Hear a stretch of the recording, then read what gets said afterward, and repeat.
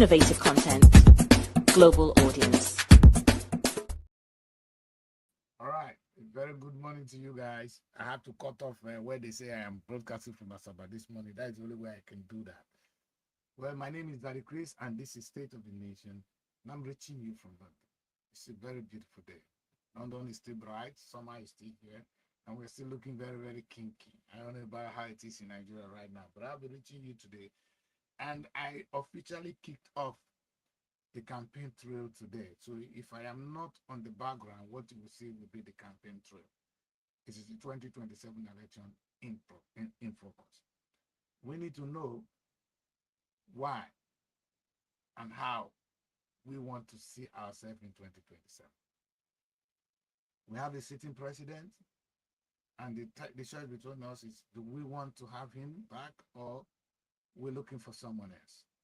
And I want to say this, like every typical guy, you're always going to see it is greener at the other side of the fence. It might not necessarily be, but sometimes it is good to try something new, because if you try something is not working, you look the other way. So that's where we are. We are in between that opportunity to make a decision, and the decision is what we're going to make. On my part here, I will be presenting so many things, and I will be allowing you to make your decisions. I'm not here to decide for you. I'm going to decide for myself, and I'm open about it, and I'm sincere about it. But I'm not telling you who to vote for. But if you listen carefully, maybe you can tell that I'm going to be persuasive. I'm going to make a point, but don't let that be the major thing that make you make a decision. I want you to look at your life and check the life you're living. Are you happy with where you are? Now, what can be done? What are the facts? Listen carefully to my analysis, not my opinion. Listen to my analysis. My analysis says it all. My opinion may be biased. Let me repeat that. I'm a human being. My analysis says it all, but my opinion is biased. On today's campaign trail, it's a very, very sensitive topic. That because it is so sensitive, because this is where our current president started from. And I titled it the subsidy questions. For those of you who are following me on my pages, if you go now, you will see a little write-up on this, on my page, and on the page of SRTV, and on the page of Robo Television. Those are the places where I'm broadcasting from right now. And if you watch carefully, I must have put one or two things together. But here, I will be able to analyze. And there's little I can write, there's little I can say, but as I'm confessing it, as I'm saying it, I'm able to touch areas that are not on that paper. So that is why the broadcast is important. Otherwise, I've released some information about this today. Yes, it is the campaign trail. And just to remind you, when President Tinubu was sworn in, on the very day he was sworn in, he made a decision. In fact, he made a pronunciation that shaped the Nigerian economic landscape. On that beautiful day, the president stood boldly and said, from today on, there will be no oil subsidy, no more fuel subsidy. And to be fair to the president, that is a decision almost every candidate was saying they're going to do. Buhari wanted to do it, Goodluck wanted to do it, but they weren't brave enough to do so. But Tinubu did. Now, did Tinubu did it in a rush? Was Tinubu clear in his vision, or Tinubu just heard something and he just jumped on it? So, and that is the question I'll be asking on the show today. That Tinubu took the decision, it is not true that it's only Tinubu that was nursing it. Was the decision the right decision? Well, I'm going to say my own opinion. It will be up to you. But don't be emotional. Listen to this analysis carefully, and you might be able to make your own decision, not because of what I say, not because what the person is going to tell you to vote say, but based on your own understanding. Now, that's something I'm going to be focused on today. I will try as much as possible to be very, very clear. That what did they say? They told us that we can no more afford it, that criminal elements have taken over it. So, and we can understand that. And on the other hand, we were told that the fund previously allocated for subsidizing this thing were now today diverted to the state and local government. So if you know carefully, the president has openly told you that gone are the days where state governor goes to borrow money to pay salaries. Gone are the days when they had problems running the affairs of the state. So the money now, the oil subsidy money, now taken from fuel, is not given to those people. And what was one thing? The only question I have for the president is, the reason we were subsidizing fuel was because fuel imported into the country was too expensive. Now you took the subsidies away and you saved that money. One would have expected, like me, that the money would not go into that sector, except that he now took the money and he shared the money among the local government, the federal government, and the state. That wouldn't have been a bad idea if the state know what they're doing. And that's why the first video I'm going to share with you, and I've shared it on this show, and I'm going to go back to my own state. And because this is where it is. Please follow my analysis. I have nothing against my governor, but this is what my governor said. He openly came out, and he said, the state has money and we are spending it and the people are happy. I'm going to share that video with you this morning so that you don't think I am talking trash.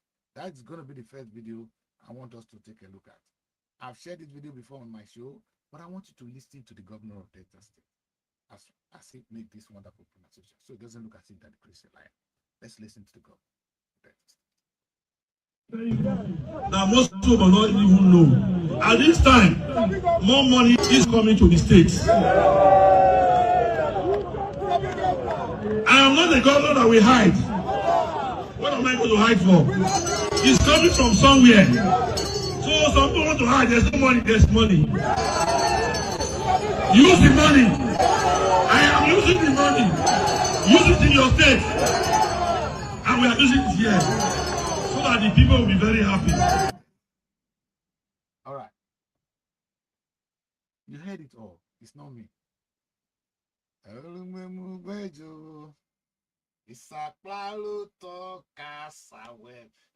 like to speak Yoruba because I'm a noble man.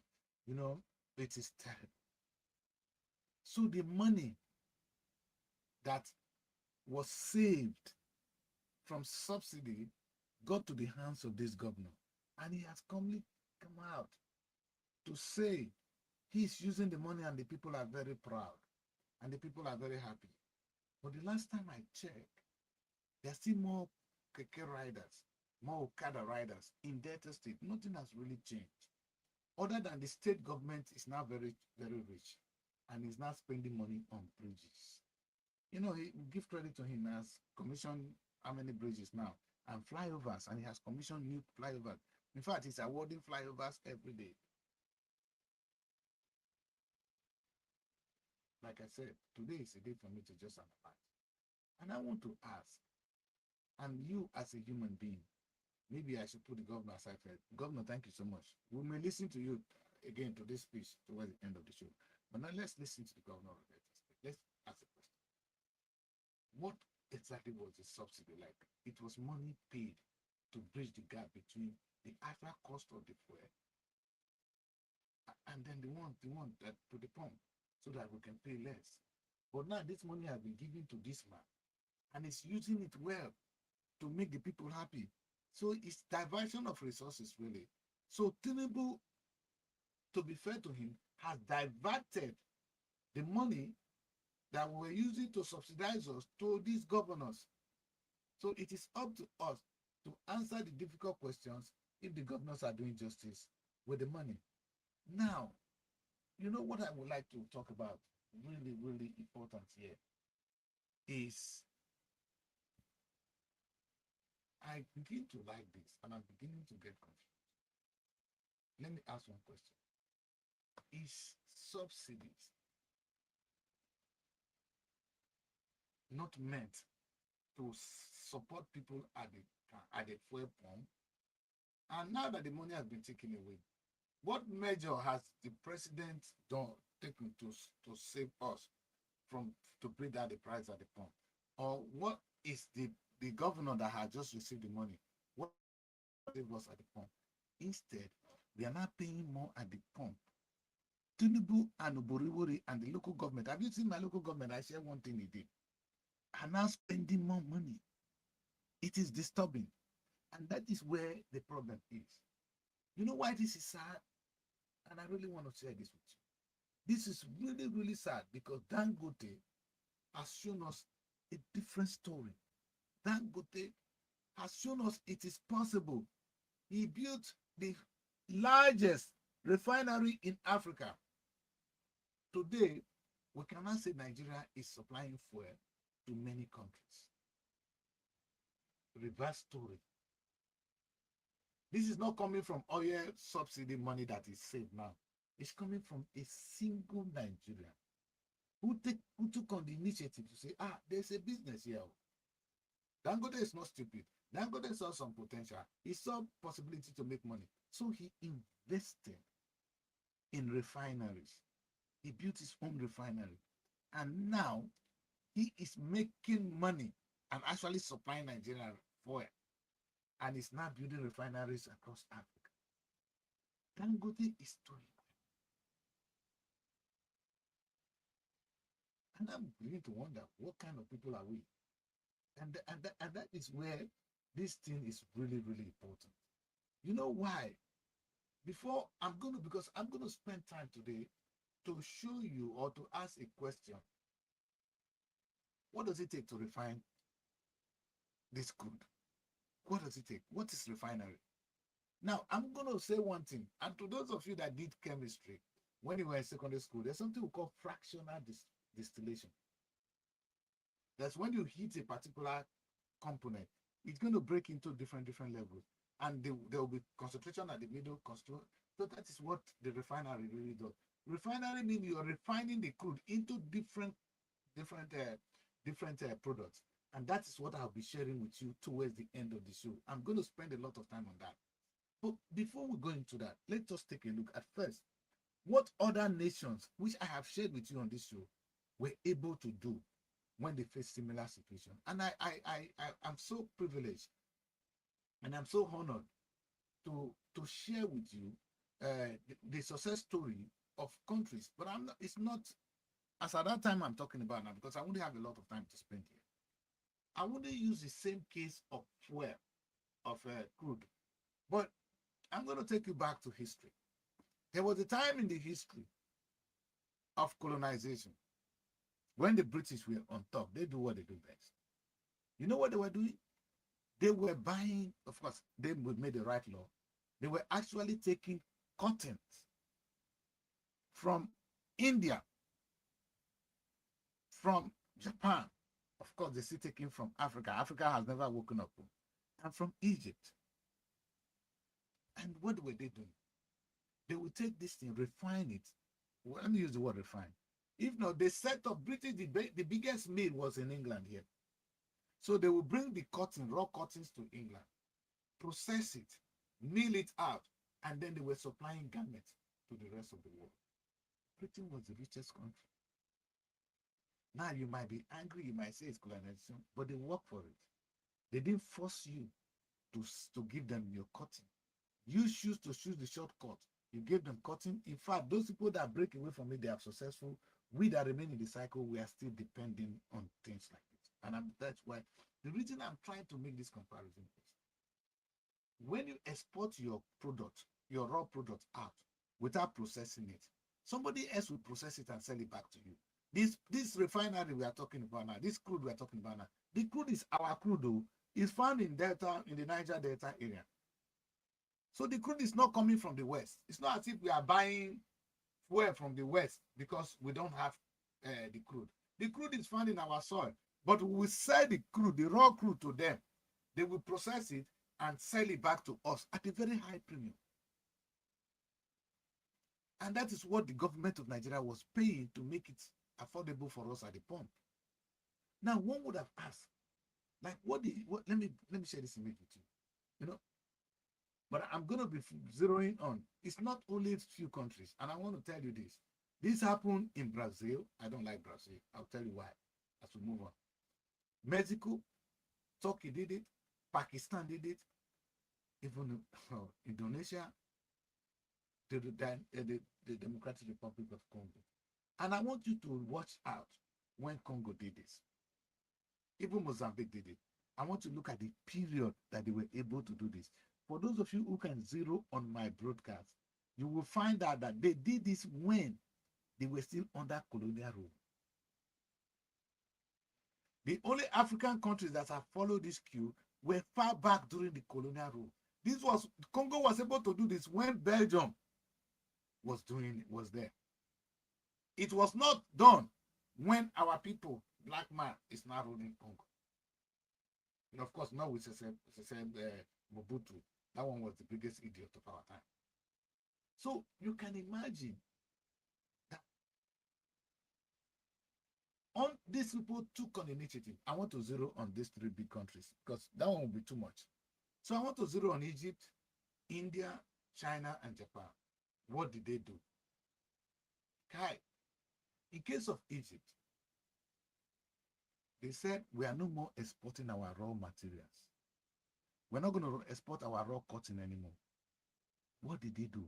He took on all the little mills that the British left, built more mills for processing cotton, and they were supplying cotton to the rest of the world. The same thing happened in India. India took it, built their own mills. So they were no more buying ready-made products from India. They were processing it their own products. Now, I think the dramatic turn was even China. China, it took it by force. They didn't even take it because, oh, we're negotiating with you, you own it. No, China took it by force. They took the mill by force. And what did they do? What did China do? They set up new mills, and in only a period of 8 years, Chinese were the highest exporter of garments. Because this was what the British were doing. They would make clothes and sell back to us. They were the supplier for garments around. You know why I bring this Easter? It's not so different from the crude we're doing. We have crude. As at that time, they had cotton. They will sell cottons to Britain, ordinary cotton, and Britain will give them garments. Now we sell fuel, crude oil to the rest of the world.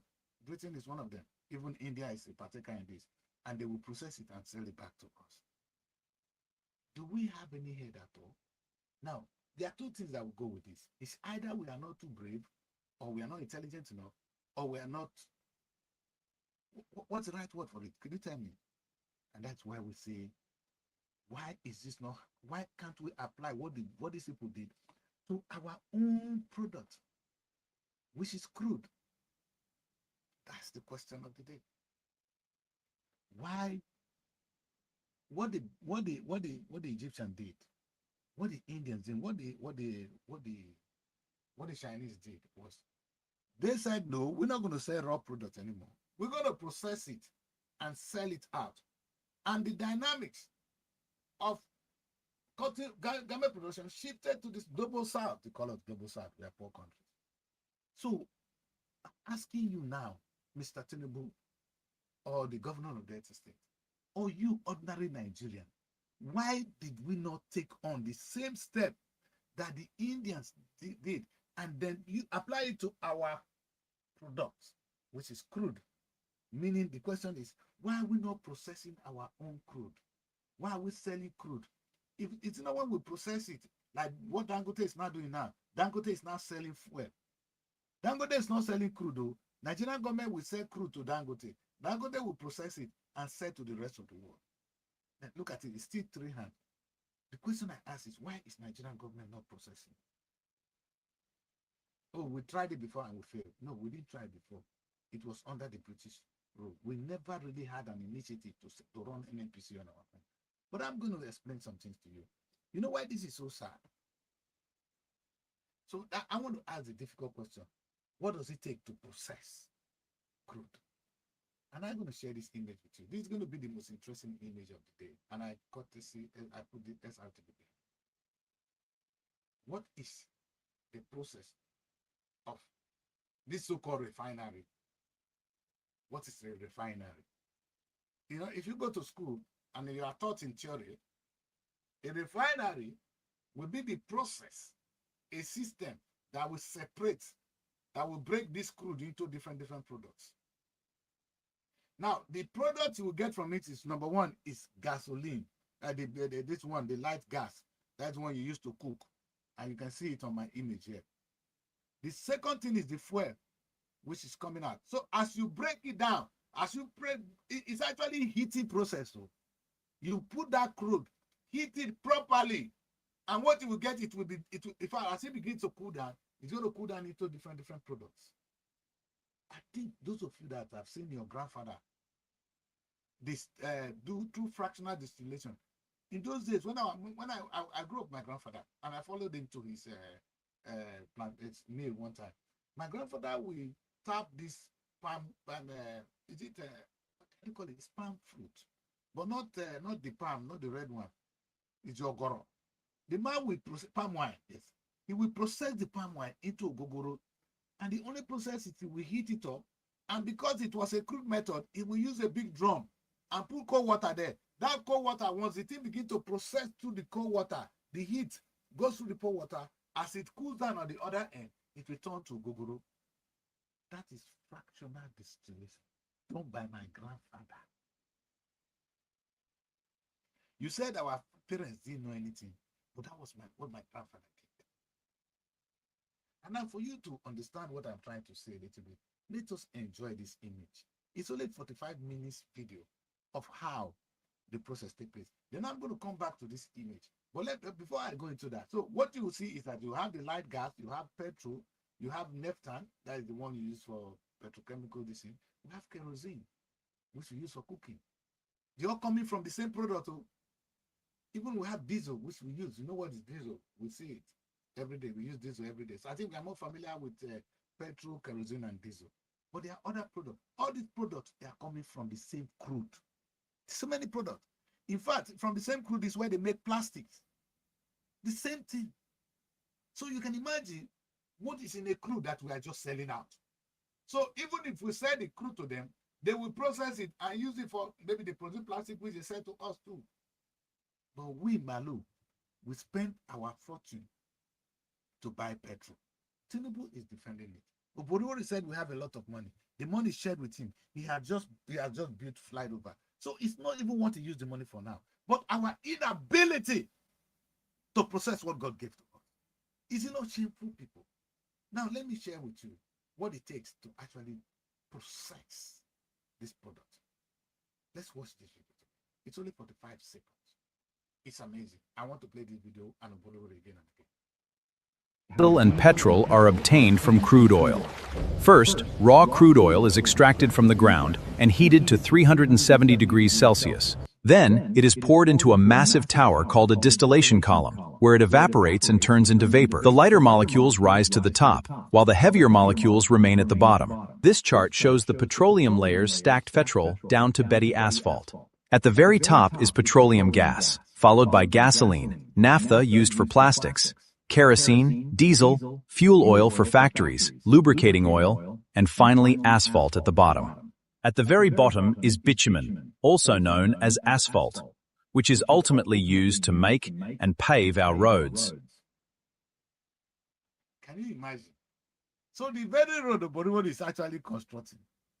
If we had processed our own crude, we have the bitumen, one of the most important things needed for roads construction. My people, now explain to yourself. I'm not talking now. I want to play this video again, or do I need to share this image with you again? Because I think you need to listen to it again. It is not really rocket science. What my grandfather was able to do, can't we do it?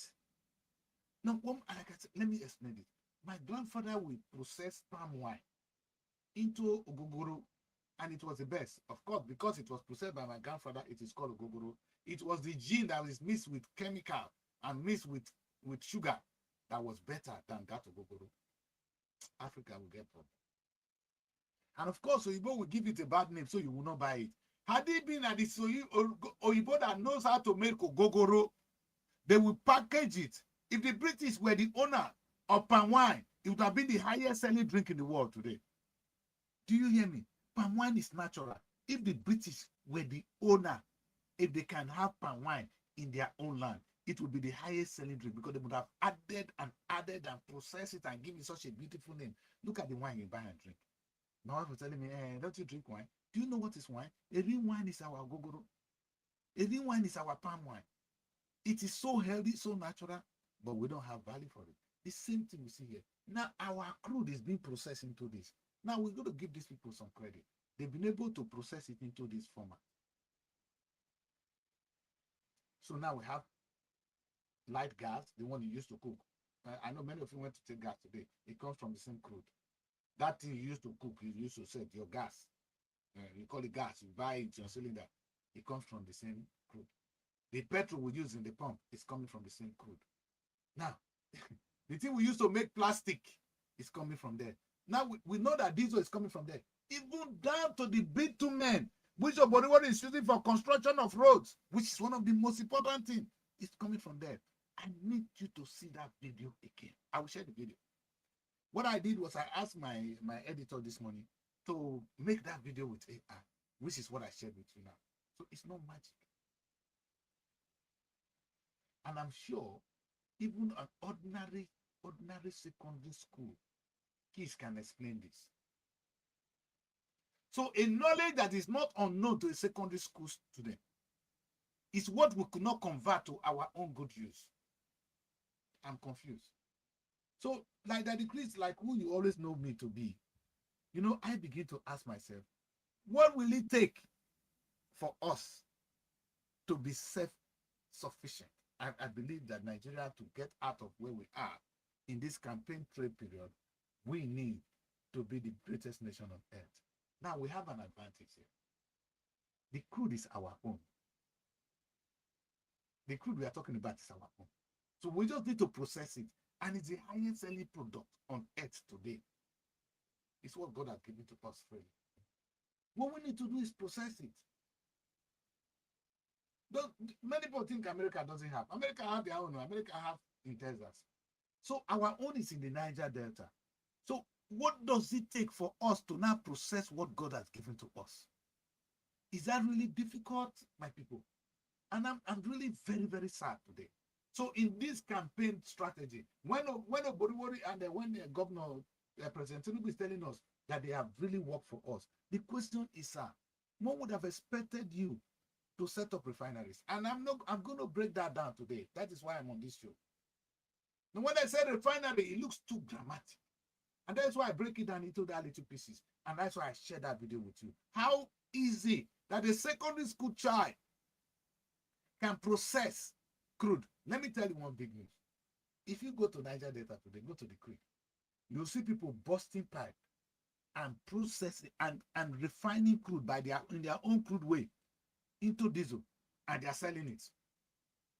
Have you not been to the creek?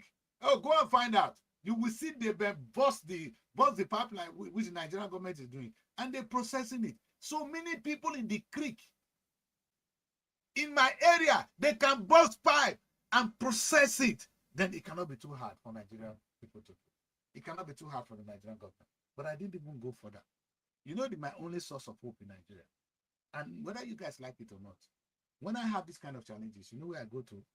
I run to Nigerian universities. And I'm not throwing this to them. I'm asking you people, NUC, I know before you know now, these people will go on strike. Is it no guy, you know, ASU, you go on strike. ASU, let me ask you this. Have you people taken it upon yourself as you are planning to go on strike? That why don't we process this crude that God gave to us? We are academia, we know what it takes to do this. Why don't we hold the government accountable? Now imagine if ASU is going on strike because federal government refused to fund their initiative to set up refinery. The whole country will be behind you. Not because you want salary or because we know you're victimizing our daughter. You see where ASU gets it wrong? You see why I'm no more supporting ASU? Even though ASU, you are my man. Nigerian University Commission is my man. I believe in you. But you people are the biggest disgrace of this nation. You need leadership, right? So we're going to talk about that today. So see where the whole fault is, my people. We have a problem here, but we have opportunity here. So this is what I did. And I'm going to defend it with facts and figures. Just 30 minutes into the show. I hope I can do this show in 30 minutes today. What did I start from?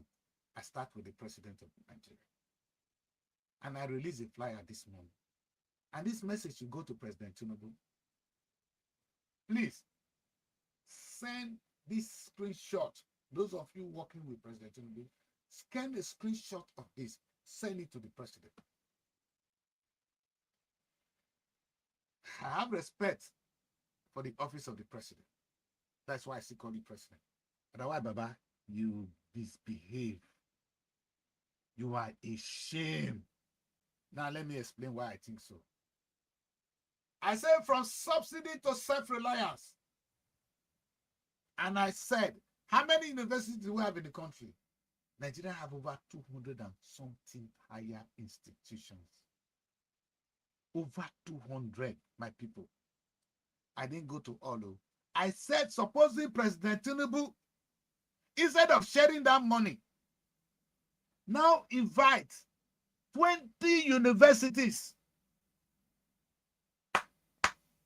Listen, only 20 universities, and say to them, now, I don't care how they process fuel over there. I don't care how they do it over there. You are going to go inside, study it, go out, come back. I give you the next 3 months to come out with a model. As you are charged. And Nigeria University Commission, this is the money. I want to see a blueprint of how this is going to be done. No. And you know what to do? President Tinubu, you share this video with them. Let me share this video again. So this is the video. This is so beautiful. Let's watch. And petrol are obtained from crude oil. First, raw crude oil is extracted from the ground and heated to 370 degrees Celsius. Then, it is poured into a massive tower called a distillation column, where it evaporates and turns into vapor. The lighter molecules rise to the top, while the heavier molecules remain at the bottom. This chart shows the petroleum layers stacked petrol down to Betty asphalt. At the very top is petroleum gas, followed by gasoline, naphtha used for plastics, kerosene, diesel, fuel oil for factories, lubricating oil, and finally asphalt at the bottom. At the very bottom is bitumen, also known as asphalt, which is ultimately used to make and pave our roads. You know what? Guys, do you see what we are talking about? Everything in that crude is useful. I've never seen this before. Every little thing in the crude is useful. It's not only petrol, sir. Do you understand this? You see the opportunity we're throwing away. So if we go into processing this, we will get more not just fuel. So we are not helping you at the fuel pump. Imagine how much Nigeria will make. So this is what I asked the president. Let's step this video down. Now, supposing President Tinubu now takes on 20 universities and say to them, listen, now you guys are the people that say you go to school. I don't give a damn because that's how I think. I'm a layman.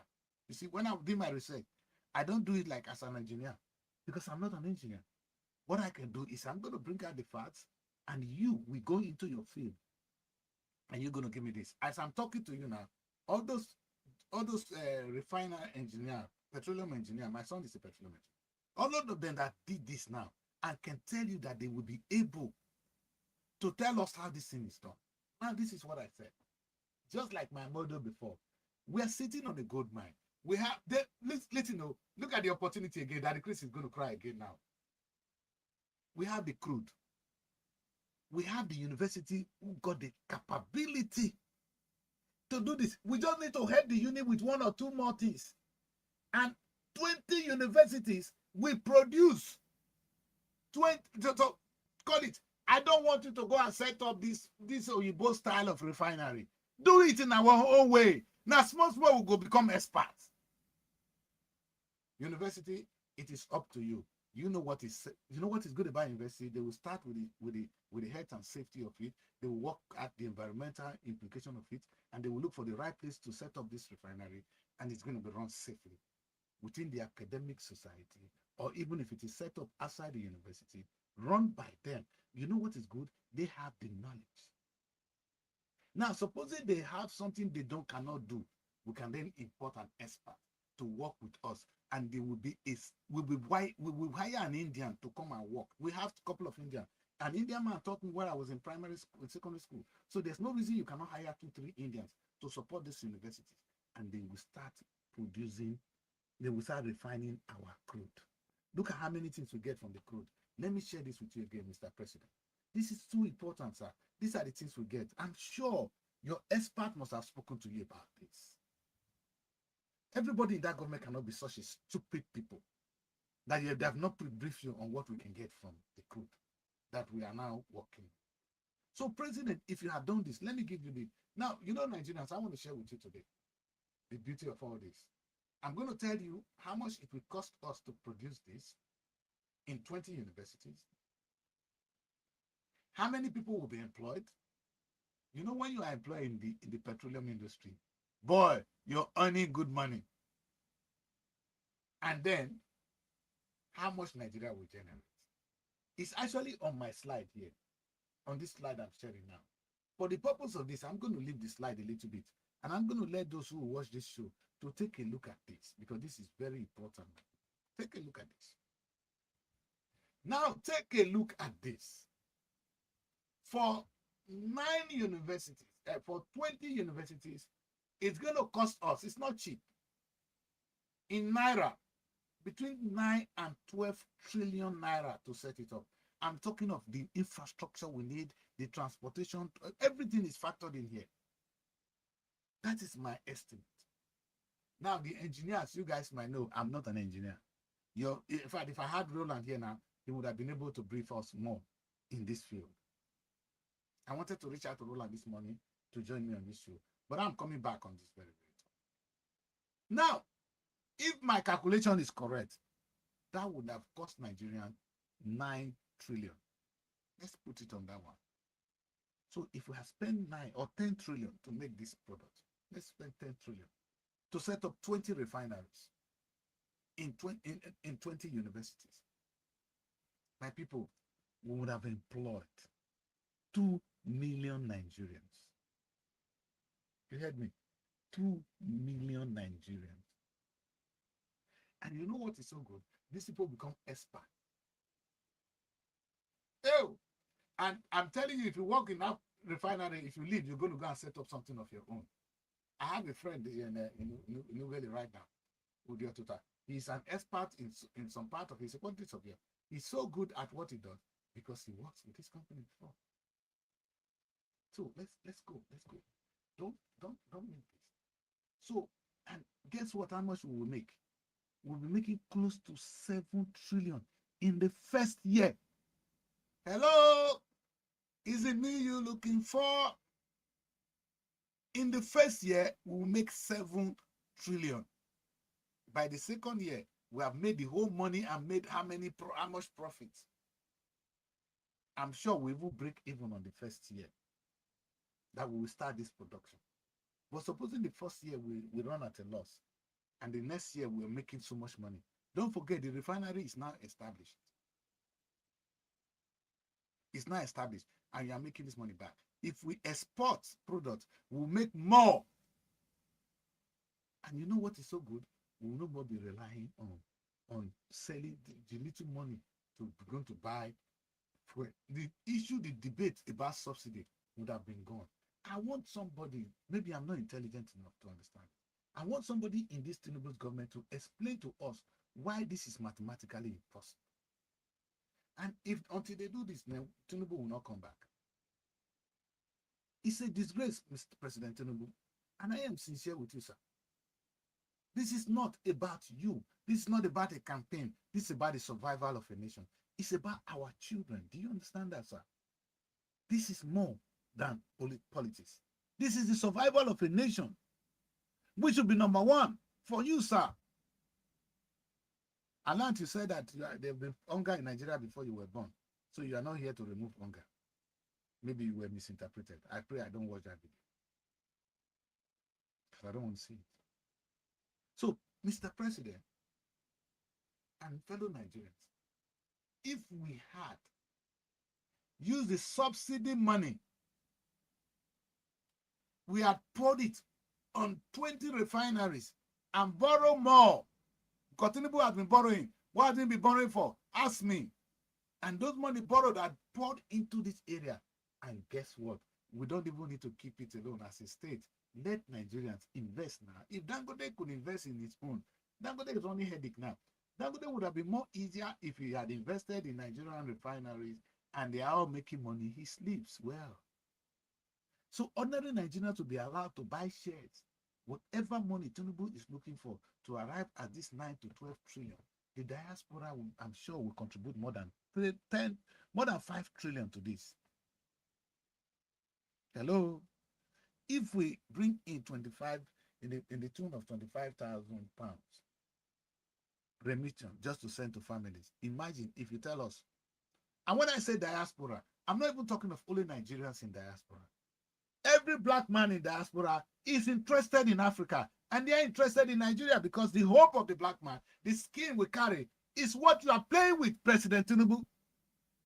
It's bigger than you. This is bigger than me and you. This is not about us. When you carry the affairs of Nigeria and you mess with it, there are people walking out with that skin around the world. And whatever disgrace you are causing, it affects them. But if you do it well, sir, we'll come home and celebrate with you. I've been watching Chanel, a young girl from America, who is born in the US, has everything to herself, but she's currently touring Africa to reveal things that you that is sitting in Africa don't even care about.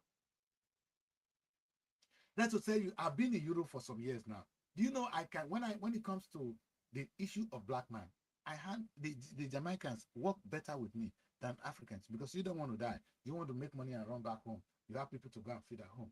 You're not the Africans are the least person you want to deal with. There are so many people here. Like I keep telling you, do you know who got us independent? It was a black man, not a Nigerian.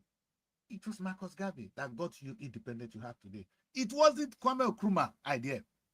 It was the inspiration of Marcus Garvey that made Kwame run home and begin to fight for independence.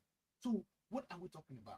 I'm sure the Africans, the people you sold, their children are up now. They are like the Joseph of our time. They will come and deliver this apple with money. But you need to show them example. You need to show them there's a home there. You have not. Tinubu have not. And he said looking for money. Who told you you don't have money? Tinubu, how can you say there's no money to do this? So if we're gonna come, the last time Oborori wanted to do this economic summit, and I was waiting to see where, that's what Lamumba said. Lamumba said, I didn't see Africans here. You know, Lamumba is very limited to thinking African, but the true Africans are the Africans in diaspora who have got the money. If Oborori has invited them and tell them, bro, listen, it's time to grow home. They are in pain. They know what it is to grow in another man's land. They want to come home. They don't want their children to suffer what they've been through. They will invest today, not only for the money alone, but for the future of the children. But he didn't understand that because he doesn't know anything. He's grown up in Nigeria. He's local, completely local, and he has so many local fools right around him. And I'm talking. Do you understand me? I'm angry.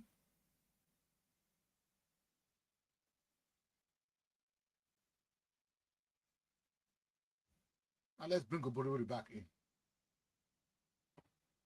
Let's bring Oborori back in. Now I'm going to do calculation for you. So this money now, the part Tinubu took, if you invest in 20 universities. Now let's look at our state governments. We have 36 states. For the purpose of this presentation, I'm only going to focus on Delta State. And I'm going to multiply it by 36 states and 37 really. Plus what the federal government is being able to make now. From what we can see now, federal government is already making 7 trillion in a year from only refinery. And now let's see what the state can make. Don't go away, stay with me. The governor of Delta State, the man that said he has money and he doesn't know what to, go out one time, go out, we'll go bring you, come down one day, go out, we'll go ask you some difficult question. Let's bring go out back. There was a time they said Nigeria have so much money, so we started paying dodgy. We don't know what to do with it. That's exactly what Oborori did today. We need to put Oborori down. Kenny ass. We'll go Kena for Yash. Because he's irresponsible.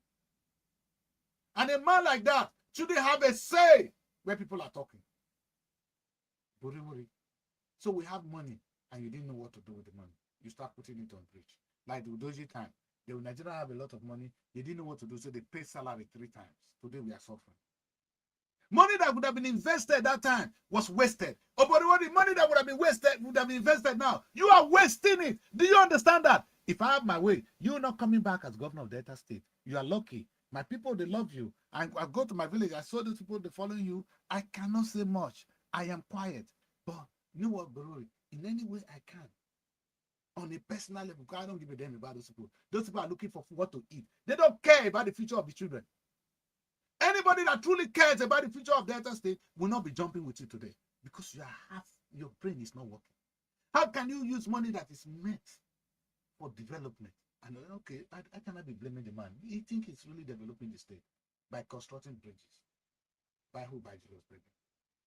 Really, you are selling us as slaves. We will remain slaves with your ideology. I'm not following you down that line. I don't care how many people is with you. I am not going with you. So let's talk about what Oborori could have done with the money. People, listen. This is serious. This is more than politics. Let's watch Oborori here. Oborori, look at it. What did I say? I said Oborori should just set up only 3 refineries. 3. Do you hear me? 3 refineries. So supposing Oborori said, okay, this money I have now, instead of constructing bridges, let's just face the first 3 years. My first 3 years in office, now by today now, Oborori will be recording a success story. You now invest in refineries. 3. You know what you have? You have more than 12 universities in Delta State. So supposing you pick on only 3 universities. Delta State University is there. There's one in Agbo. There's one in Ozoro. And I'm sure that because I'm leaving the Federal University of Petroleum for the federal government to work with, because that is the federal university. I'm not talking of the state university where you have power. And you say, okay, let us set up refineries. And you now work with these universities to set up a small model of refinery that can process this thing. And you see from what I've analyzed, you see how many products we get from them. The road you want to construct, it will come from there. You have bitumen for your road. You have, if you want to make plastic, you will be able to make from there. You will have enough gas for people to cook. You will be able to serve fuel to people within and outside the country. Tell me how you're going to get this one. Put it by my calculation. 3 refineries will cost us between 450 and 600 billion naira. I'm talking naira. You know why this is so interesting? Oborori now gets 70 billion every month. I mean, never reach Oborori. Okay, maybe we'll say 60 something. You can't dispute that it's up to 60 something. Somebody getting that money every month. How many months does it take to get this kind of money? So supposing the money coming from there, you say goes to this, and we are going to, if we want to eat in Delta State, we better generate what we're going to use to eat. Because we are now taking 3 months out, 6 months out to raise the money for our refineries. And Oborori, supposing you now create 3 refineries. Don't do more. Don't go far. Oborori, in a period of your establishing these refineries, you find that you'll be able to employ 80,000, between 80,000 to 1 million Deltans will benefit directly as jobs. In 1 year, Oborori, we will be raising about 300 billion of our money back. So by the 2nd year, we've made all our money that we spent back and some profit already. Now, it's not going to be interesting because you're not going to make so much money today. You don't need to, because you need to award Julius Berger so that they can give you 10% or 20% of it, so that you can walk around and people will start praising you. You are a disgrace. Sorry, sir. In fact, you are annoying me. Some of your people who go working with you, they not reach the pool when they come from Anyash. That's who you are. How can you be sitting on a gold mine? You have opportunities to save a nation. The money given to you, you said you are constructing bridges. Let's listen to Oborori again. You guys think I'm joking. Let's listen to the governor of Delta State again. Because I'm not just talking. Let's hear him again. We need to hear this. Now, most people don't even know. At this time, more money is coming to the states. I am not the governor that will hide. What am I going to hide for? It's coming from somewhere. So some people want to hide. There's no money. There's money. Use the money. I am using the money. Use it in your state. And we are using it here. So that the people will be very happy. And this is the man that campaign for you, Tinubu. You're going to lose Delta State. You can win every other state. You're going to lose in Delta State. Because if but the only reason you are lucky today is many people are not educated. So they may not be able to grab some of the things I'm talking. And I'm going to ring this like Liberty Bell. Bogo, see what you're going to do. Bogo, this is what would have been able to achieve. You get problem. And I may not be able to achieve everybody that will vote you out.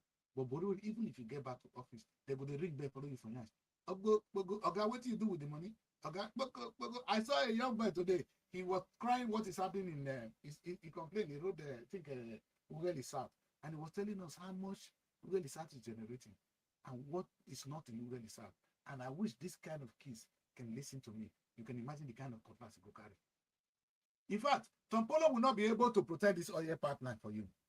The federal government of Nigeria will know that Tompolo will not be able to do this because people that are generating this are hungry. All you need to do is tell everybody to invest, not in bridges, but on refineries, sir. That's what the subsidy, that's where you took subsidy from. Why? How can it be difficult to take it back to where you take the money from? Why is it so difficult now? You were able to take the money and you were able to share it to everybody, and now you're telling me you cannot tell everybody that you cannot do that. Nigerian University can help us to achieve this. I believe in them. All you need to do is invite them. Because let me say this first. It's not as if we don't know the process. Unless you people are not telling me this process will not work. Let me play this video one more time. I played it twice. I'll play it again. This is too important. Listen to this video again. Watch it. So that as you're watching this thing, it's going to annoy you. But it gives you opportunity to listen to my ugly voice, listen to my ugly face, and then you listen to the video that inspired you. This is how crude is extracted. This is what they call refinery. It is not that complicated. It's explained in 45 seconds. Watch it with me again, people. Petrol are obtained from crude oil. First, raw crude oil is extracted from the ground and heated to 370 degrees Celsius. Then, it is poured into a massive tower called a distillation column, where it evaporates and turns into vapor. The lighter molecules rise to the top, while the heavier molecules remain at the bottom. This chart shows the petroleum layers stacked petrol down to Betty asphalt. At the very top is petroleum gas, followed by gasoline, naphtha used for plastics, kerosene, diesel, fuel oil for factories, lubricating oil, and finally asphalt at the bottom. At the very bottom is bitumen, also known as asphalt, which is ultimately used to make and pave our roads. Okay. Is this rocket science? Are you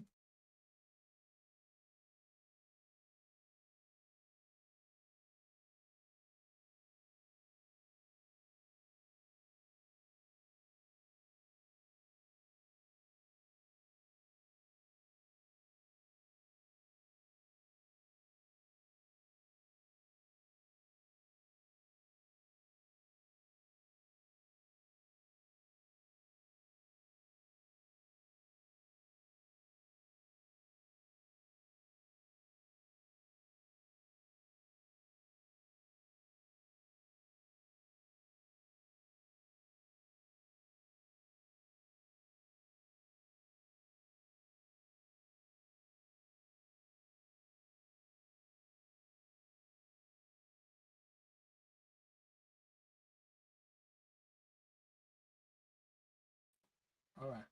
Yes, I'm back. I'm back. All right, people. See, what I'm trying to say here is if we want to survive, we're not going to get it free. See, I always use one instance. I want to tell you how God creation works. When God created the woman, it was something I wrote today. I said, instead of Uboriwori, no vessel, sir, Building bridge, we could be building infrastructure for our energy independence. That is the requirement. And I went further to say that we need refineries of our own, not tomorrow, not when it becomes convenient. Now. This is when we need it. And I want to tell you, a woman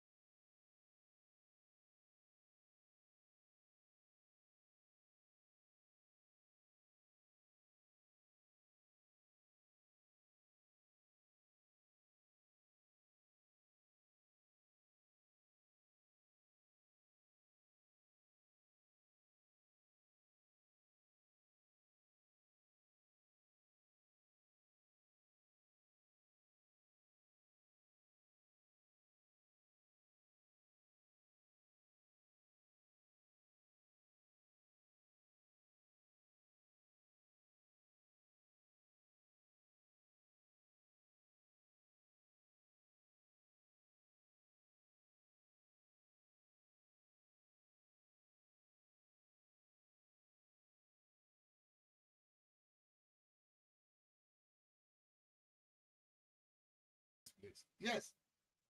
So I'm trying to say that it's unfortunate that this is when my system begin to work like this, you know something is wrong from somewhere. But I won't be accusing anybody. So let's put it that way. So Nigerians, we can get out of the subsidy. We can save Nigeria. In fact, it's an opportunity, not a cost, not even a difficult thing. It is money-making opportunity. Now we have the universities. We have the crude. We have small money to invest. Why are we not doing it? Now the debate for the subsidy is on, and I want you now to listen to the contestants. Listen to Peter Obi, listen to President Tinubu, listen to Atiku, and ask yourself, based on what I have analyzed, which one of them will take us out of this dungeon we find ourselves? We need to get out of here. We need to go to the promised land. Yesterday, I was telling you that Nigeria, we need to create our own heaven. There's no heaven when you die. When you die, your own don't go. Your children will take over. So your children can inherit the heaven. So anything you do now for your land, you are actually creating your own heaven. Because my children are my heaven. They will be me. I am a part of my dad. Because it is my dad that is poured into me. So, and when I leave, I'll pour myself into somebody else. That's why I said the act of reproduction is unique. A woman that cannot put to bed, tell her make it not come out from your side, unless she's naturally unhealthy to do so. You know, women are saved by virtue of childbearing. So imagine when you now reproduce yourself. My four grandfather, they are no more here, but I'm asking Ashaiku, it is his name I'm answering today. And my children will answer the same name. He's no more, but it's me. That's why Jesus Christ said, I am in him, and he is in me. I am in my forefathers, and my forefathers are in me. So whatever I inherit today from them, some of the things I enjoy, if I go home now, I'm going to Ashaiku's compound. It is the sweat of that man that is the compound we're using today. Not even my own father's compound. My grandfather's compound is where we are now. Because it was a well-to-do man. And I hope that whatever I contribute to the world today, my children will come out and say, yeah, this is what my father did. And that becomes the heaven. Whatever I'm enjoying today is what Ashaiku himself is enjoying. Because I am Ashaiku, he's in me, I live in me. Because it's his blood that is in me, and I live in him. He doesn't need to be physically here. I am him. So when the Bible says you will inherit the earth, that's why the Jehovah's Witnesses are more realistic. There is heaven on earth. We need to create our heaven. We're not going to create heaven here. This is their heavens. Go and create your own. I don't mind if the West begin to deport us home today. I will be thanking them. They should send us back home. They should deport us home so that we go and create our heavens. And the only way we're going to do this is not with people like Oborori, not people like Tinubu, because this is an opportunity. Let Oborori now listen to me today and say that, Chris, you are right. Now, let us do this. But if you do this, history will remember you. You will be loved. You will make a big difference. Oh, you might not even succeed. You might even fail. But you will be judged on what you are able to do. Oh, Nazar of Egypt said, I'm going to make Egypt the Japan of the Middle East. Oh, God, say something now. Then you're going to turn Delta State to Dubai of our time. Speak an English language that makes sense, Oboriwori. Don't tell me, don't. In fact, you irritate me when I see you going around bridges. Sir, you are a big disgrace. But it's not too late. If you speak a good language today, I'll be supporting your campaign now. I'll be interviewing somebody tomorrow. They are your supporters. I'm not going to fight them. I'm going to open the field for everybody to talk. But even if I don't agree with you. But I'll still do my job. But what I'm really looking for, is for you to make history. Not for yourself. You're not making the history for yourself. The history is important to me. Because I want my children to live in heaven. I don't want them to live in hell. Like where you live now, you're in hell. People are in hell in Nigeria. We can make it to heaven. And by doing what we're supposed to do. By investing in today, Nigeria, so that we'll have a beautiful Nigeria. And I have a dream. And Nigeria is going to be the greatest nation on earth in the next 50 years. And if you don't believe that, then get out of the way. For those of you that doesn't believe that Nigeria will become the greatest nation on earth in the next 50 years, please disappear. Let those of us that had the dream, let us live it. Few years ago, Martin Luther King Jr. said, I have a dream that the day will come that in the discriminating America, that people will be judged by the content of their character, not the color of their skin. It happened that when Obama came out and Obama began to speak, he was judged by the content of what he can offer, not by the color of his skin. He became the president of the United States. That was a dream come true. What's your dream, Oboriwori? Tinubu, you're going to die soon. What's your dream? My friend, get out of the way if you don't know what you're doing. Let those who have dreams, let them dream. When you sleep at night, do you know where you go? And you wake up in the morning. Maybe that is a real world. Maybe this is a dream. Do you ask yourself that? Let us dream, sir. I have a dream that in the next 50 years, Nigeria will be the wealthiest nation on earth. And my children, not the ones, because I will still be also, I might be no more be here, but my children now who are still alive, they will see the new country and they will tell the story that my father said this. That in the new Nigeria, in 50 years' time, Nigeria is going to be the greatest nation on earth. And it's not to slap any other nation. No, we want to live in our own heaven. Because God created heaven for us. Now we want to live in it. But the only way we're going to get that is not by being dependent. We need to start processing the food we have. The food God has given to us, we're going to process it, sir. And if you're going to be an obstacle to this processing of this food, you're going to get out of the way, sir. We need you out of the way right now. Because it is not rocket science to get this out. Our schools are there. But only if you see what this is why I'm confused with Nigerians. And those of you who are Nigerians who are watching me now, I know you're going to go to church on Sunday again to go and disturb God. What do you want God to do for you? Now, God has given you crude. It's there. God has given you universities. It's there. He has given you people to do the job. They are there. He has given you money in the hands of Oboriwori. You are still disturbing the man. Oh, Baba, give me food. Oh, Baba, take care of me. Nigerians say the kind church where they go and the most disgraceful church, not be God when they call. You see now, what's this man's name? The one that is supporting Tinubu now, Baba Redeem. You know, say you don't disgrace yourself. You don't disgrace yourself for some time now. Now they know you. They hold you, Papa Adeboye. You now came out and said we want to pray for Nigeria. What are you praying for Nigeria for? The Nigeria tells you they need prayer. What Nigeria need is productivity, not prayers. God has already blessed us. You when you don't see your heaven, you say when you don't see where you want to die. Where if you die, say they go heaven. Say you don't see your house for heaven. You're a big liar, sir. Stop deceiving us. Will you stop deceiving us? Oribo first come, they tell us say heaven day above. If heaven not there, for those of you, when say Jesus Christ rise to heaven not there. I mean, you not see play, they go there.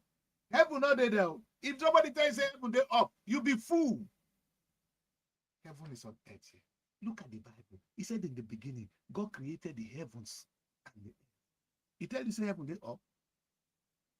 Actually, heaven was inside earth. He created Eve, a garden of Eden. And that was heaven. That was the first heaven. On earth.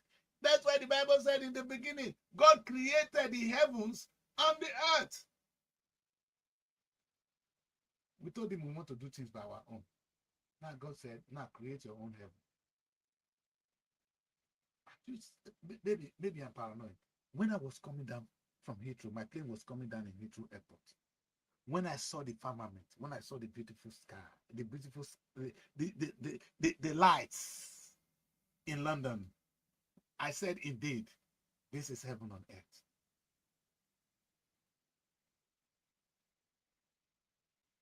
They created their own heavens. Tinubu, help us create our own heaven. Oborori, help us create our heaven. You, Mr. Liar, get out of the way. We don't have time for people like that. Swear for me, my name is. Come out and talk. You deceive people for too long. Now it's time for them to decide their own destiny. So Bob Marley said. And in this judgment, there will be no partiality, no lies. Because children will rise. You see, now you're able to deceive us. If I tell my children, when they're born here now, say, heaven, they up, go laugh me. I swear, they don't follow me, go church again. If I tell my kids, now they are still very small, they will listen, say, is that true that? But when they grow small, they will know that heaven is not there. They will laugh at me. They say, this man is a stupid old man. In fact, you know, when we tell them certain things, they will like, they say, whoop, because fear no will let them talk. Whoop. They don't challenge us because they are told not to challenge us. They will go, whoop. But they know that what you're saying is rubbish. Heaven is not there. Heaven is here. And that was why Jesus Christ said. Jesus Christ did not come so that you will die. He said, I came so you have life abundant. And he said, the kingdom of heaven is here. It's up to you to embrace the kingdom. You see that you even have all the prosperity, all these little things. It's not equal to the heaven Jesus Christ is talking about. The kingdom of God is different from heaven. Heaven, you might create heaven, but they may not be the kingdom of God. Jesus Christ came with the kingdom of God, the kingdom where love reigns supreme. That's the kingdom of God. It's different from heaven. It's different from where God lives. Go and interpret that yourself. In my new book, I told you I'm a Christian and I'm going to form my own church. And it's already in the making. In my church, the kingdom of heaven is different from, the kingdom of God is different from heaven. Jesus Christ talked about them separately. When he talks about the kingdom of heaven, the kingdom of God is not talking about heaven. Oh God. Because in the beginning, God created the heavens and the earth. Heaven is here. Oh, but are you in heaven? The same thing given to you is what is given to people in Dubai. They made heaven out of their own. You are suffering with what God has given to you. This is not about competition. It's about taking advantage of what God has given to you. But God gave you beautiful people, a very fertile man. Now he gave you crude. I'm not talking about the fertility of our land first. Only in Delta State, you can have cassava that will rule the world. We can fish. God, in fact, no place is as blessed as Delta State. There is no place. There's no state like Delta in Nigeria. There is no state like Delta State in Nigeria. Bro, what are we doing with it? We have this man who said he's spending the money and he's spending it very well. Bring him out. Bring him out. Okay, if I have my way, now my campaign not going to make you come back. You know what? You know the funniest thing? I was talking with someone today, and I was crying that there's no candidate. No candidate. If we had a candidate, Okay, supposing we get candidates. If Omagege had not been a betrayer to himself, if he had remained in ND, if he had come to NDC on time, and now become the presidential candidate, the governorship candidate there, because of Omagege, you know the shame. See the person when you follow saying I be your governorship candidate. It they confuse me.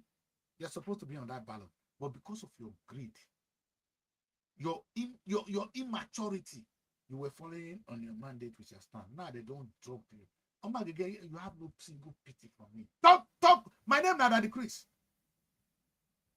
You could have been on that ballot now. We would have had a credible election ahead of us. You decamp to NDC because you are looking for your mandate which shall stand. All of now, when the mandate which shall stand, if Tinubu lose tomorrow, Mona Park, if Tinubu by mistake lose, una go carry una back wrong. What a set of people that cannot differentiate their right from their left. We are suffering because of people like you. Not Tinubu. Tinubu is a good man. You people follow him. You are the people misleading the man. Bodiwori, you see, this man is a saint. Therefore, Bodiwori, I cannot have a word against this man. But it's those of you following him. Bodiwori, he inherited rubbish from Okowa. And now Okowa pack all his garbage. Follow the man. You see that one they call Shasanyagu? Tell me why that one will be commissioner for power for works. What input is that one going to give to your government? Which work can Anyagu Charles give to you, Bodiwori? Talk to me, and I'm talking. You don't face me, man, because I'm going to face you. There's a song I want to sing. Let me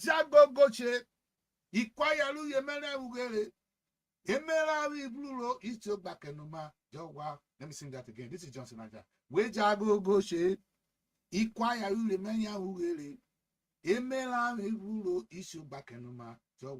sing this song. Johnson Aja said, let the beating start. Let the beating continue. That his choir, his song men are out. Now the moon is out. Let the stars disappear. Oborewori, when we come to support you, all those your stars, they will disappear because we'll come like a moon. And you can't see the moon. A young boy that was in my show last year, he actually received you. I'll be hosting you tomorrow. He loved you to death. He loved you to death. But you couldn't see the input this boy will do in agriculture. All you can see is someone like Charles Anyango, who has nothing. You gave him commissioner. Even if you keep him in the communication, he's a liar now. He can go to AIT. In fact, he's already a big failure. You know what I'm going to ask Charles first, the first time I'm going to meet him? And that's why I asked the question I told to all of you in NUJ. Mokuna blackmail me. I'm here. You say one thing now. Look at my record. You can fight me. But you're a disgrace because tomorrow now your children will suffer what they talk.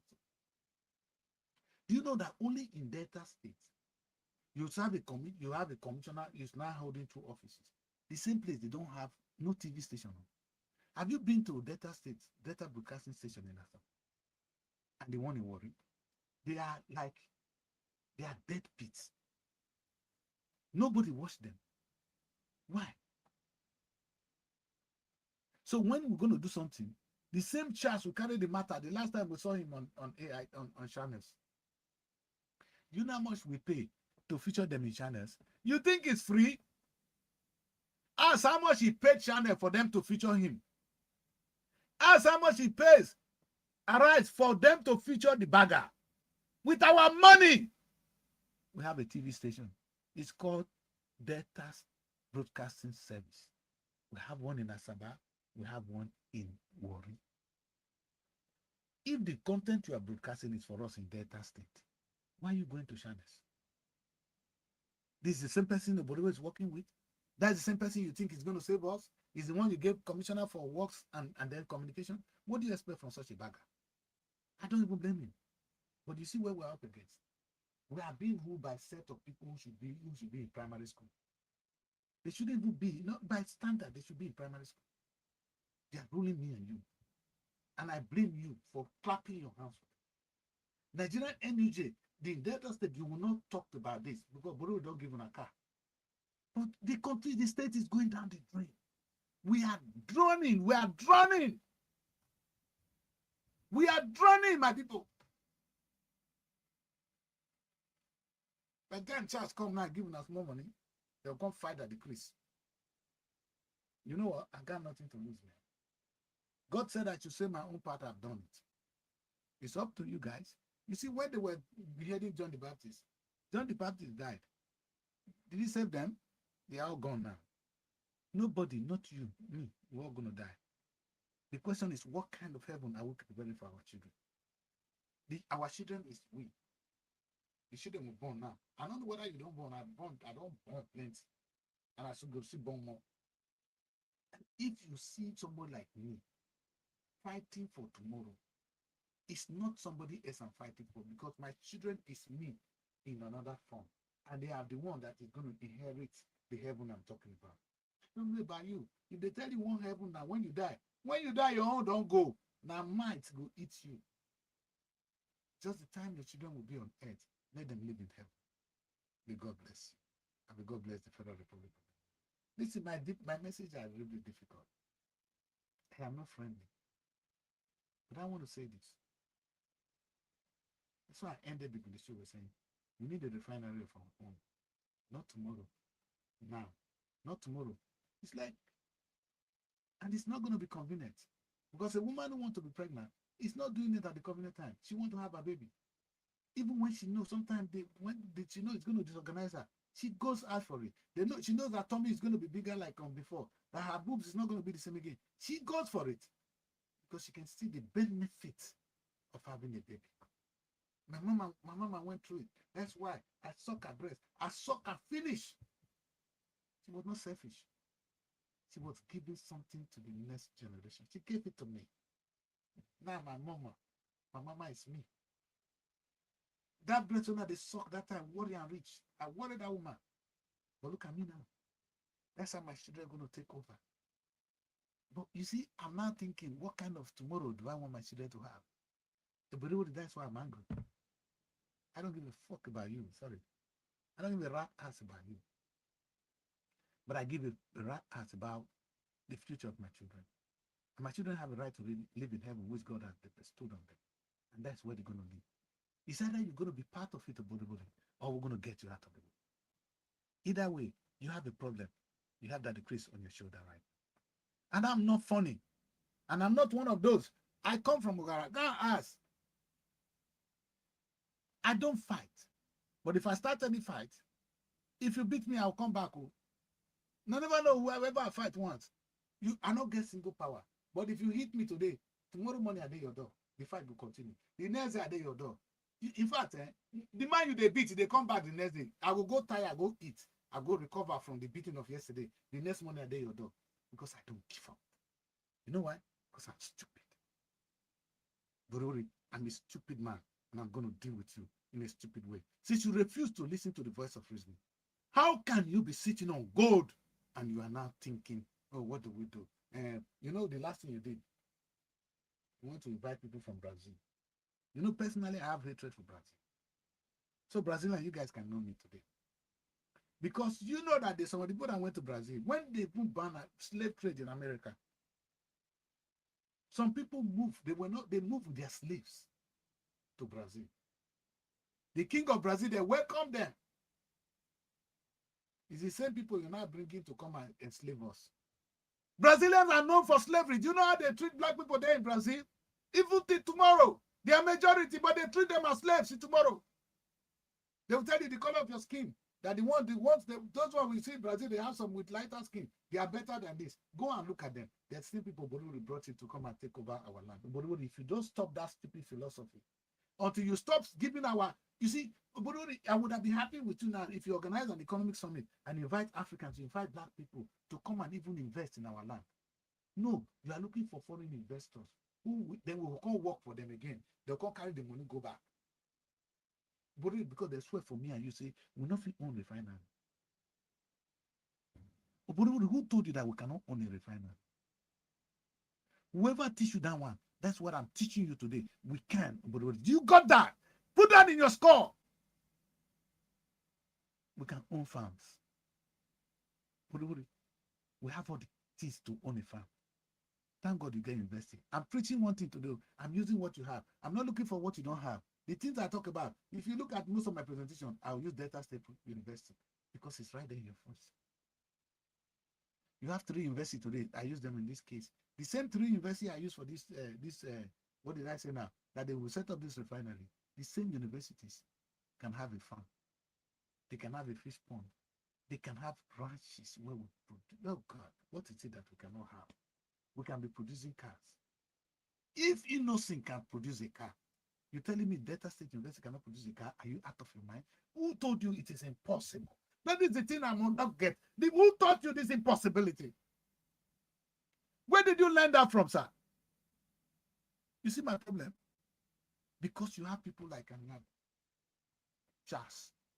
When he help Okowa fail, you carry them for front. You know, see the hotel when he built, all of them will run from that Asaba when a better government will come. In fact, all of you in government of Delta State today, you guys deserve beating. Better one. Because you guys are not thinking at all. And like I said, to call you thieves will be an insult to thieves. You are mentally bankrupt. All the money when the child don't thief, what do you want to do? You go take and build a hotel. The hotel says you not go stay. What is child going to do with the hotel? But what are the money they make since you become government? What do they take them do now? You go eat the money. The thing went there between your legs don't weak. What are you fighting for? What are you fighting for more money for? As Tinubu few years to die, you see they steal more money. What do you want to take the money to Tinubu? It is time to give back to our children. It's time to create heaven. Tinubu, don't you want to see? Sheyi is a good boy. Don't you want to see Sheyi in heaven? Sheyi is your blood. He loves you. And I'm sure you love him. Give him heaven. And the only way you're going to give him heaven is not to give him by buying all this rubbish you're buying now. It's by creating a greater Nigeria so that Sheyi can live in heaven. People that are born in the UK, they're not worried about certain things because they're already in heaven. Their future is secured. The new prime minister came on board a few days ago and he said, I'm building more affordable homes. That is a country, more affordable homes, that nobody will have those sleeping rough. Homelessness will be out of the United Kingdom. That is the new prime minister's philosophy. What's your answer? Boribori, do you hear what I say? President Tinubu, do you hear what I say? Our new prime minister said there will be no more homelessness in the United Kingdom. He's working towards it. He's not building new homes. Is he even going to make profit in the course of doing it? What's your own, sir? We need to get you out of the place. Because you are now a complete waste of space. My people, I'm sorry that I have to fight our leaders in this way. It wasn't my intention. But because they won't listen, I have no choice but to fight them. But I'm going to say this. Let me recap what I have talked about today.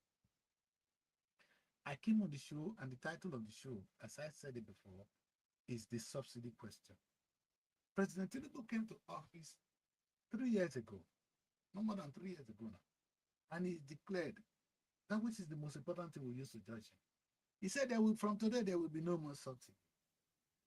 And the subsidy was the money the federal government was using to support those importing fuel so that the price of fuel at the pump would be lower. Goodluck wanted to do it. He didn't have the bravery. All our subsidiary government wanted to do it. Tinubu took the brave step and he did it. I supported him. I was thinking that Tinubu was going to use the money to set up refineries.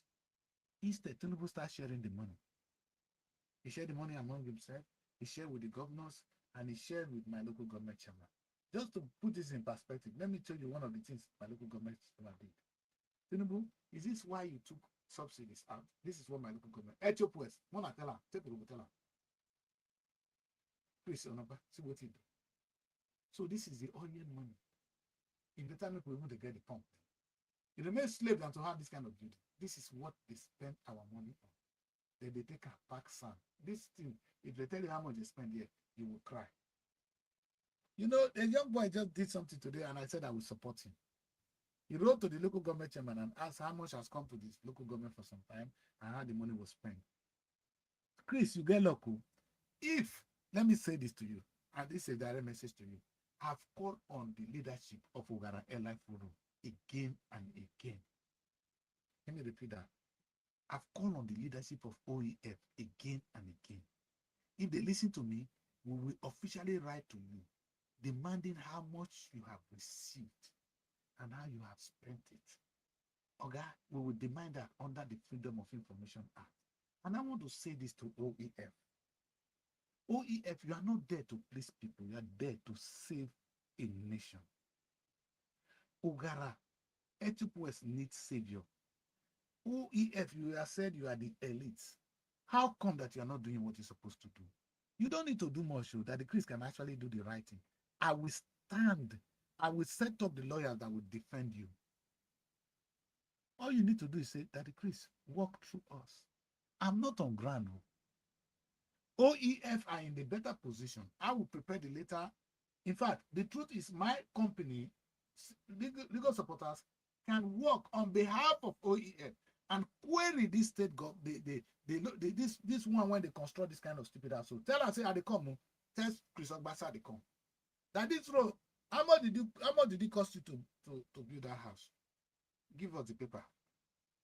If we find it that the money is not, if you inflate it, you, in fact, see, let me tell you, I'll make this demand under the Freedom of Information Act, which gives you only 7 days to respond. If you don't respond within 7 days, I'll give you 31 days. That's the law. And if you don't, my boys will be happy to have you in court. Do you want to have a government or you want to face me? But OEF is sleeping. I've cried again and again. I call on the Blogodo. I've not begun to work with the Blogodo. I don't think this is the Blogodo matter. This is what OEF is supposed to do. And when they call me, and like I said, I owe OEF. When I lost my parents, because the leadership then was under Dr. Henry Ofa, they were the one that represented me at my dad's burial. So I cannot say much. I cannot insult you guys. I owe you guys. But you guys are not doing the right thing. The president of OEF is a doctor. We could took this man, this stupid man that called himself a local government chairman. What is he doing with our money? The way I've been able to handle Boriwori now, Boriwori can't sleep sometimes. I tell you that. He may pretend to you, he doesn't sleep well when he gets my message. The same way you guys would have been able to torment that local government chairman that is spending big money on this. Don't forget, Boriwori will soon deny you. The same way Tinubu don't deny Boriwori. When Tinubu see you hit, he will tell you, Tinubu don't deny you.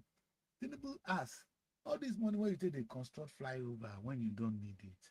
They use it for something else. You know how Tinubu talk. Tell them to use it for something else. Papa don't they deny you. Like I told you yesterday, once Tinubu don't finish, he go say let the best win. He doesn't give a fuck about you. Sorry, he doesn't give a damn rat ass about you. So let's talk, sir. Wake up. Wake up. Wake up. Wake up. Wake up. Wake up. Thank you. That's where I'm going to try and wrap up today's show. It is possible. That's all I can say. It is possible. We can dig ourselves out of the poverty, not God, because God has done his own part. Let's see. I can always trace everything to the beginning. When God created that heaven, something happened that made God to leave us to be in charge. And he said it, till the land. In fact, the Bible said, the other version will say, dress the land. That's all God asks you to do. When you dress the land, make it into heaven. Dress your land, sir. Let there be enough food. Let there be everything. And there will be. Yesterday, I was listening to a very dark man, making that wonderful presentation at the NBA. And they all going to see the insecurity. I'm going to address insecurity on the show. It's nothing like insecurity in Nigeria. We are hungry. And as long as hunger continues to reign supreme, you're not going to sleep well, man. The policeman you see on the street is hungry. How much is he paid? The farmer is hungry. The student is hungry. The boy finished school, he got no job. He's going to kidnap me and you. He has to. So that you wake up. Do I support what they're doing? No. But is there going to be another option for them? They don't. And I'm not going to join you to call the victim criminals. They are victims. Wake up, Oboriwori. President Tinubu, wake up. Set up refineries. Let there be jobs. Let there be prosperity in the land. And insecurity will disappear. And that is my message for you today. And we're going to address insecurity in coming days. I'm not sure it's tomorrow because I have a lot coming up tomorrow. That's where I end the show today. My name is Daddy Chris. And I'm going to quickly run away here so I don't get myself into trouble. They're going to say I'm supporting criminals now. That's why they're going to say, give him a bad name so that you can prosecute him. But that's why I end the show. May God bless you. And may God bless the Federal Republic of Nigeria. And may God bless Delta State. And God bless you too. May God bless you too, everybody. But may God touch your heart to learn that you need to create heaven for us. Heavens. Heavens. Heavens. God did not just create a garden of Eden. He created more. Now he's expecting us to create heavens. Some people created America heavens. Some created China heavens. Some created, that's why they can survive. May God give us the understanding to create our heaven. In the name of Jesus Christ. That's where I end the show. My name is Daddy Chris. I'll see you tomorrow. God bless you. Bye. Find your sanctuary in the heart of the city. Live the life you deserve in an exquisite apartment. SRTV Luxury Shortlet Apartment, Lagos, is a place where your comfort is rest assured. Welcome to SRTV Shortlet Apartment, part of the prestigious SRTV Real Estate family. Why choose us? Prime location, nestled in the heart of Lagos, close to key attractions, business hubs, and vibrant nightlife. Modern interiors, fully furnished, stylish apartments designed to provide the ultimate comfort. Luxury redefined, vacation perfected. 24/7 security. Enjoy peace of mind with round-the-clock security and CCTV surveillance. Top-notch amenities, high-speed Wi-Fi, smart TV, air conditioning, fully equipped kitchen, and lots more. Perfect for